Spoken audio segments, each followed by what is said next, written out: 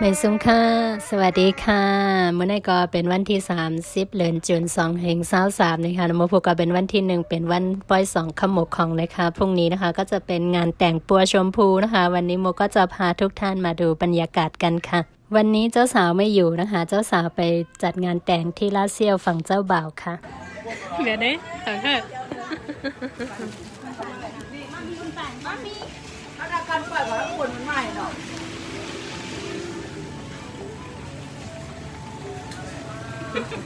ฝั่งยายครับเจ้า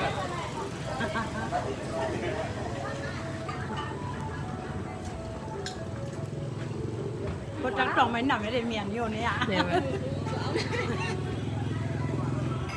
ด้วยเอามือไอ้นั่นนะด้วยเอามือไอ้นั่นนะน้ำ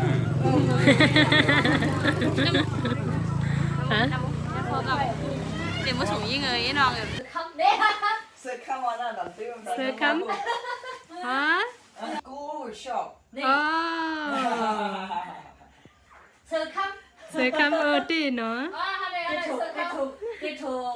ก็หมอเดี๋ยวถูกตัวช้าเลยไม่ให้ถูก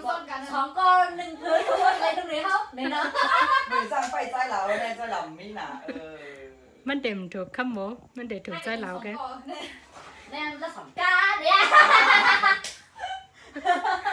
อะไรกันเนี่ยสองก้าเนี่ยเดี๋ยวอันนี้ชื่อใหม่เลยเขาพูดดูสิอันที่ตีกันบ้างอันที่ตีกันนี่ก็ได้กับเดินบ้างแล้วแน่ถูกได้หัวว่ะเย่ถูกได้ก็ต้องมีอันด้วยเด็ดเลยโอ้จงกับที่นี่โอ้เขาหรือตีอันตั้งเนี่ยเป็นยังไงเขาก็แค่หันไม่ค่ะตอนตาไต้โก้ค่ะว้าวตาไต้โก้หลีเขาโดนค่ะเป็นไงเช่นเดียวยันละทันละสุดโชว์หน่อยโชว์ยืนแต่มาแล้วเป็นไงเช่นยันละทันละสุดยัดแต่งงานอ่ะเขาบอกยัดต้องลื่นก่อนเนี่ยแหละต้องลื่นค่ะนะไม่เนี่ยก็ต้องลื่นอะไรกินใหญ่ใจโหมาละลายได้เนี่ยไม่เป็นละลายได้เดี๋ยวป้าวะแต่ก็ลีกันเหมือนน่ะ3ก็โซเอาเจ้าว่ะเขาเลยตีก็อันไปยาวป้าสาวเลยเหลือคนเดียวเนาะอันนี้ทำดีสิก็ไม่แบบนี้ค่ะนะเจ้ามาต่างฟอร์มเลยอยู่ว่าเก้าเลยแต่พันหลักว่าต่างฟอร์มมันบ้างค่ะเพราะฉะนั้นรายใจอ่ะอะไรเนี่ยแต่ก็เขาคิดอะไรกว่าเอาค่ะไงยักษ์ใจย่าไหนแค่บีเพราะว่าคนไทยไรค่ะนะห้องถูอะไรมาเอาบ้านนี้ได้กับมือเรากับมือเลยอ่ะไอ้นี่พอเล่นกันเนาะเขาว่าพวกเราช่วยกันเขาเหรอเนาะอันนี้เป็นยิ้มคางนะเพื่อนก่อนที่มาได้ก็มันก็ตีไหลอยู่นั่นอันนั้นจะอันแบบตู้ชอน้องในแบบนี้เพราะว่ามือสูเล็กเห็นเอาเลยล่างสมาเตวาวะฮัลโหลเนาะบ๊ายบายเรา thank you บางอย่างตาดากาบยอลิเนาะนี่เป็นไอ้ก็หลีสองก็ซื้อตอนปันโคตอนตดาไปมาแคร์ค่ะขอบคุณค่ะจงค่ะที่สุดกะผักไห่ผูว่ะผักไห่ผูว่ะที่ขึ้นฝีเนโพก็พูดว่าเนี่ยมีแซวกันอันนี้คือเพื่อนให้ของขวัญนะแล้วก็อันนั้นได้เป็นโพสต์ปันกะเป็นท้องข้างหนึ่งเป็นเพื่อนข้างหนึ่งเป็นแฟนเอาสามีพรุ่งนี้ไม่ใช่แฟนแล้วสามีแล้วสามีแล้วเพราะว่าไปแต่งทางนู้นมาแล้วเนาะเป็นโพอะไรวะยันไปทางไหนเตะนาเฮิรนตั้งปุ่นมากกลับมานะคะวันนี้ก็เป็นวันแต่งนะคะวันที่1ตุลาคม2023ค่ะแล้วก็ตอนเช้าฝนตกหนักมากตลอดทั้งคืนทำให้แถวๆนี้นะคะเป็นแบบนี้เลยเสียใจมากๆวันนี้ก็เมื่อคำว่าก็ฝนตกตั้งขึ้นยันเปิดนั่นแหละเป็นเจ้าไหนฮานากูก็ตั้งตึกสวยกันอยู่ค่ะกลางในให้ไหนก็ปั้งสังฆาเขามากับซ้อมตีเฮิรนนะคะเนาะตอนเช้าแบบนี้นะคะก็จะเชิญพระนะคะแล้วก็มาถวายภัตตาหารเช้าที่บ้านแล้วก็ทำบุญค่ะหลังจากถวายภัตตาหารเช้าเสร็จแล้วนะคะตอนต่อไปก็จะเป็นขั้นตอนการขอขมาผู้หลักผู้ใหญ่แล้วก็พ่อแม่ญาติพี่น้องค่ะ และแล้วตอนนี้ก็เป็นเวลา7:30นะคะ ฝั่งเจ้าบ่าวก็มาส่งเจ้าบ่าวแล้วค่ะเมื่อคืนไม่ได้นอนบ้านเจ้าสาวนะคะประเพณีของชาวไทยใหญ่นะคะยังไม่แต่งงานคือยังไม่อยู่ด้วยกันก็จะเป็นมาอยู่บ้านญาติไว้ก่อนวันนี้วันแต่งงานวันนี้ก็เข้าบ้านได้แล้วค่ะเขาก็เลยเอาเสื้อผ้าอะไรต่างๆนะคะมาแล้วนี่ก็จะเป็นแม่มารับค่ะย่ำเหลียวก็แม่ฝั่งเจ้าสาวก็เตมาฮับเจ้าหมานะคะเอานำเอาเงินเอาคำค่ะแล้วก็มาฮับเจ้าหมาแหววันเขามือตีในเฮือนให้ก็มือกันต่อป่อแม่พี่น้องก้นเฒ่านะคะเจ้าหมาแต่ก็เป็นพี่น้องตั้งลาวเซียวนะคะฝั่งเจ้าบ่าวนะคะจะเป็นพี่น้องจากคนในเมืองลาเซียวนะคะ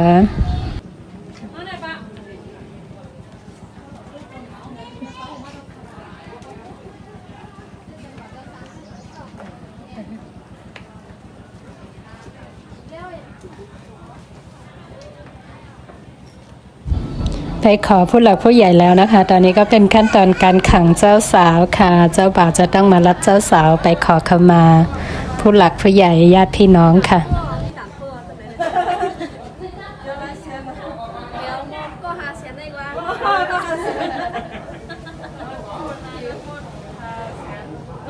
มาไกลในก่อนเจอเมื่อเขาได้ข้านก่อนเจอเราเมื่อเขาได้ข้านไม่ใช่มีหลายก่อนน่ะเลยทำเลย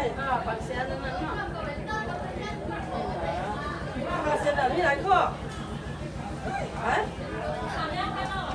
มีหลายข้อก็หาเสียงอ่ะหาข้ออ๋อจะมาผูกกันมาก็เนี่ยมาคุยมาดูน้องก็เนี่ยได้ก่อนเข้า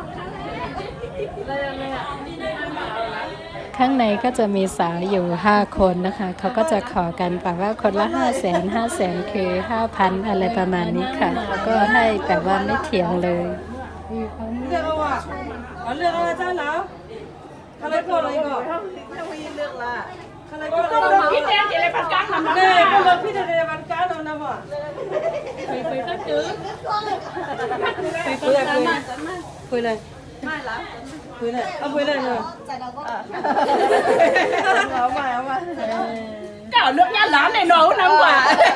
เอาม้วนหนูได้ว่าได้ปันก้างน้ำนั่นไหนอ่ะ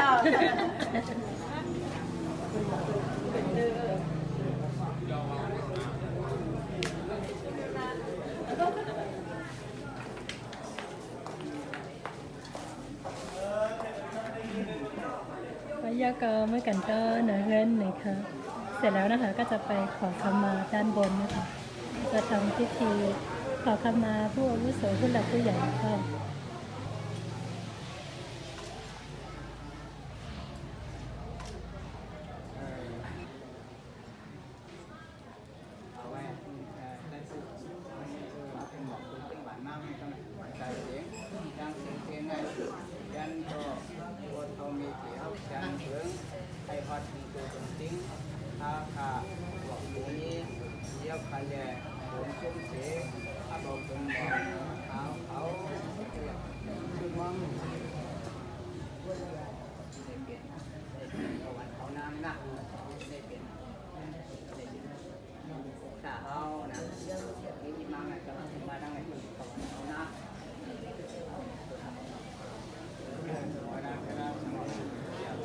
นะเอลซีนนะนี่จันเสือฝึกออกโอเคขึ้นเอาอันเลี้ยงลุงขึ้นจันอันเลี้ยงลุงจันตั้งตีนนะจันนี่เลยลุงโอเคครับเต้นนะครับพี่ชุดจำสาวๆเลยแหละโอเคครับต้องมุดเต้นกันนะครับ1 2 3ยิ้มแอนครับ1 2 3โอเคแรงครับโอเคเต้นนะครับต้องมุด1 2 3กำลังโอเคยิ้มแอนครับ1 2 3กำลังโอเคกำลังแล้วจังเลยพวกน่าเด็กหลายคน เนี่ยเมื่อกี้มันเป็นเมาๆอ่ะก็เลยว่าอิ่มลงเลยนะนี่ก็ได้เป็นห้องนอนสมอเจ้าสาวเก๊กสุดอ่ะสุดเขามาเดี๋ยวมือเป็นได้มากนะ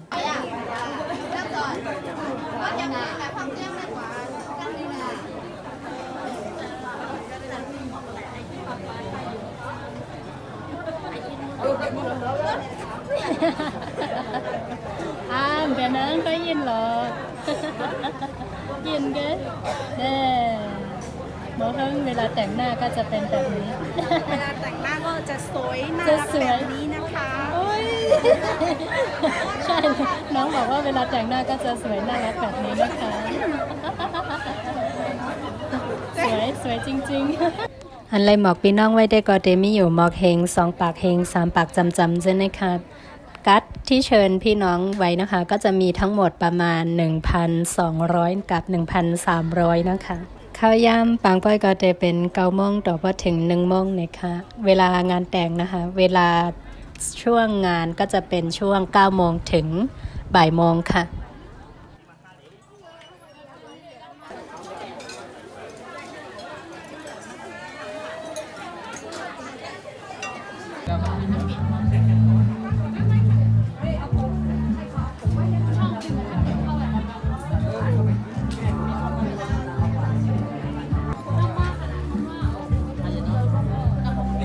ก็จะเป็นแม่เจ้าบ่าว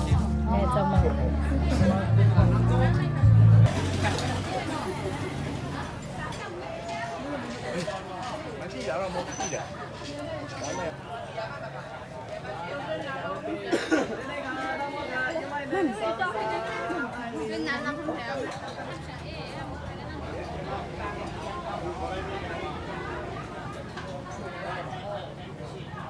นี่มีพี่น้องไทยเขาฝากยินจอมน้ำ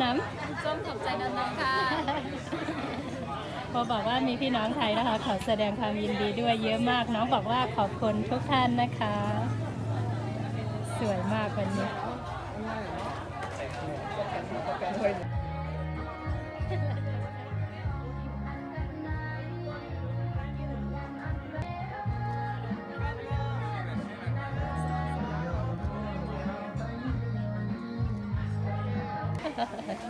เป็นไรปอบันเนี่ย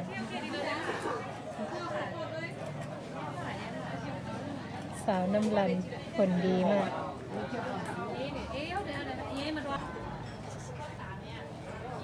ด้วยทำว่าอิ่มอ่ะ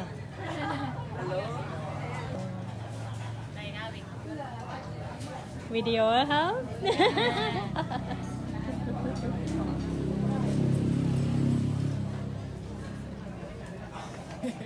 3 วิดีโอ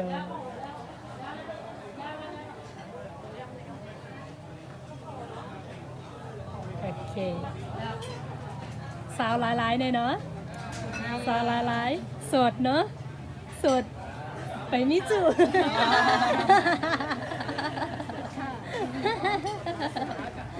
นี่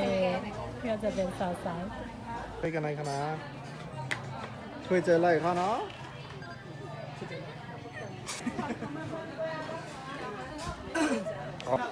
สมัยตั้งไปกันเนี่ยตั้งกันนะที่มาทำอะไรครับนี่เราก่อนได้เนาะได้การเป็นยังไงนะ给把手来看到稍微啊 OK 啊มือนะยังไม่ครับ1 2 3กำครับเดี๋ยวไปขาย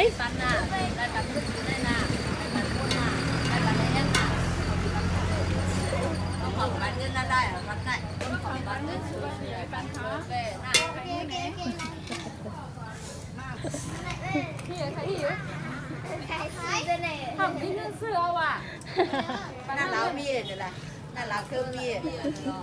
น่ารักเขาเท่ากันเลยไม่ได้โชงนะล่ะพี่ข้าวก่อนนะก็ในขายกาละค่ะขายกาละเนี่ยร้านเนี่ยมีชูไลก็กำลังยาวมาก็ได้นี่ก็เนียบนะร้านเราหั่นเนียบนี่หรอหั่นก็หั่นเนียบนี่หรอก็มาเลยค่ะเดี๋ยวบางซื้อมาสิบาทละเดี๋ยวเนี่ยประมาณนึงเนี่ยว่าพี่ไรมาเหนียบมากเลยเขาแบบนี้เหนียบมากเลยนั่นมันก็เหนียบ อะไรอ่ะพวกเขาให้ก่อนหรือพวก ไว้นั่นน่ะฮัลโหล ก็ดีลูกเยอะก็ดี แมวน่ะ 2 tê nước đẹp đây nè nước đẹp tê à tê có đẹp là Tăng này phải like. bạn này Tăng này phải like. cái này đi xem đây tê là đi xuống làm tê là ไอวิดีโอไปไล่ก้อย nè đây họ coi như vấn à đây lại con nhiều này này thế này Ừ.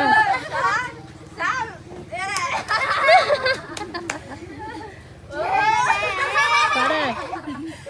เอสเตไล่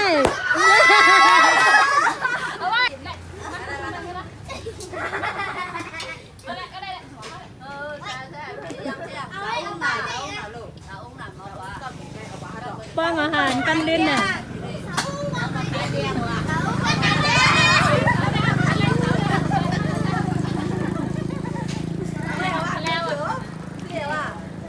สังเกตไม่ได้สังเกตเออก็เถอะ